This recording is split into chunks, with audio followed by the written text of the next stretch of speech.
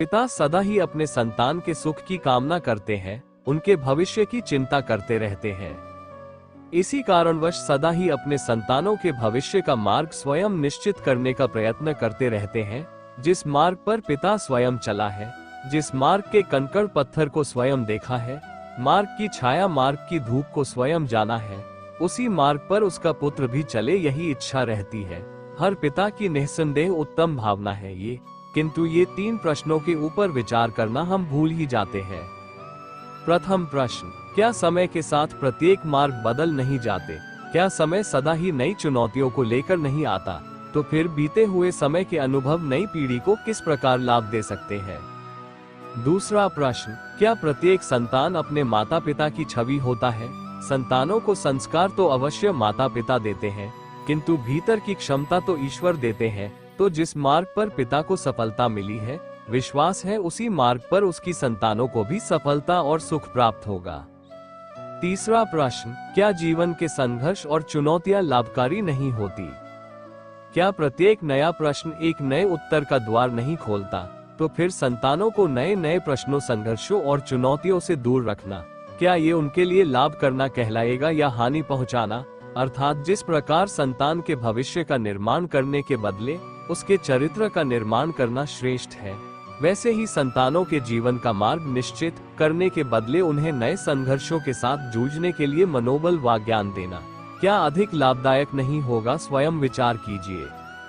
पूर्वजों की इच्छा, आशा, महत्वाकांक्षा, क्रोध, बैर, प्रतिशोध, यही सब आने वाली पीढ़ी की धरोहर बनते हैं।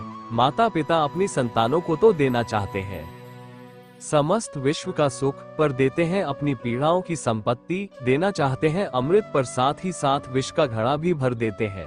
आप विचार कीजिए, आपने अपनी संतानों को क्या दिया?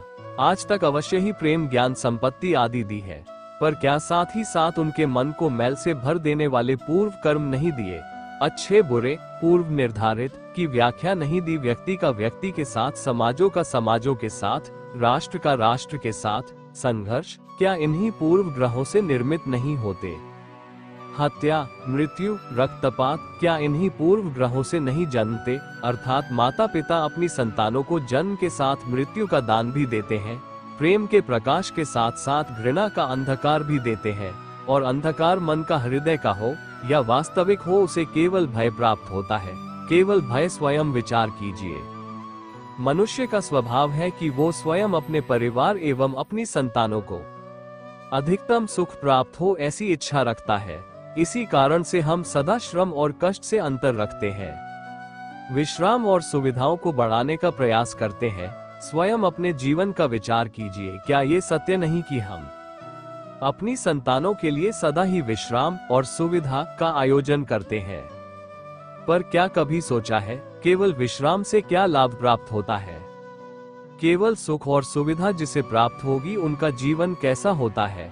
शरीर जब श्रम करता है तो अधिक स्वस्थ बनता है, बुद्धि भी जब कठिन चुनौतियों का सामना करती है तो अधिक तेजस्वी बनती है।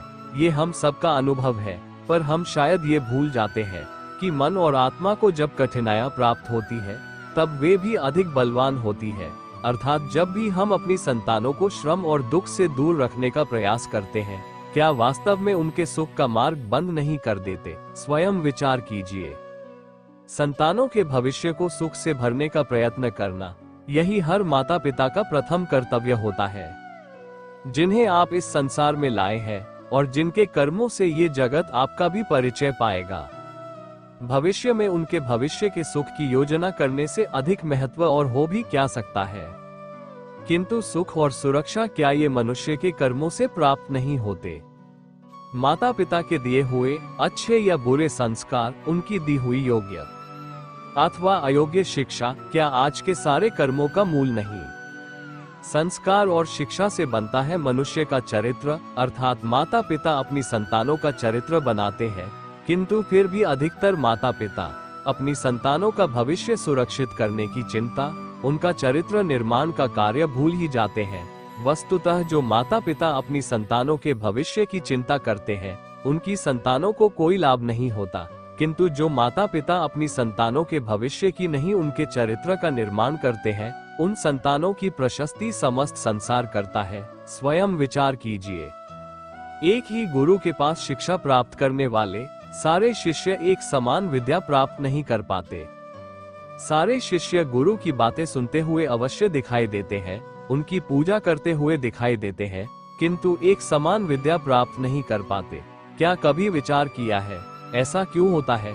सत्य तो ये है कि विद्या प्राप्त न कर पाने वाली शिष्य समर्पण का दिखावा तो करते हैं, किंतु समर्पण का वास्तविक अर्थ नहीं समझ पाते। गुरु के चरणों में फूल चढ़ाने से अथवा गुरु के आदेश मानने मात्र से क्या समर्पण स्थित होता है? समर्पण का वास्तविक अर्थ है जब गुरु के प्रति मन में कोई संदेह न रहे, गुरु के मुख से आदेश निकले, उसे पूर्व शिष्य उस कार्य को पूरा कर दे, गुरु के विचारों के साथ शिष्य के विचार एक हो जाए।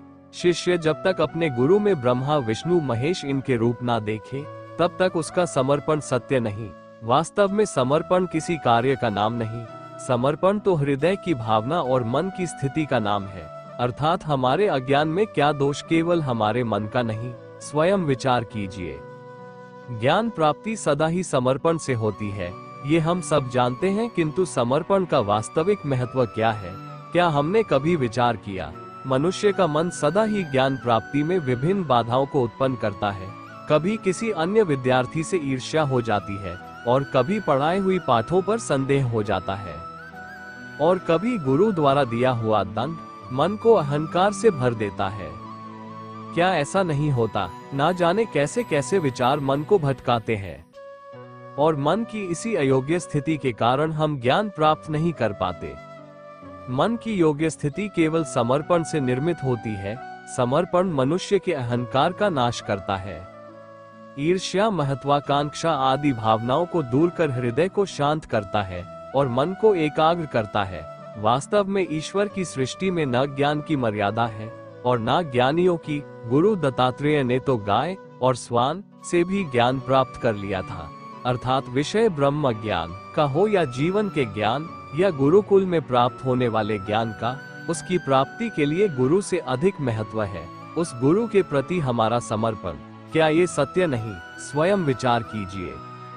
श्रेष्ठता का क्या अर्थ है? श्रेष्ठता का अर्थ है दूसरों से अधिक ज्ञान प्राप्त करना। अर्थात मूल्य इस बात का नहीं कि स्वयं कितना ज्ञान प्राप्त किया, इस बात का है कि प्राप्त किया हुआ ज्ञान अन्य लोगों से कितना अधिक है।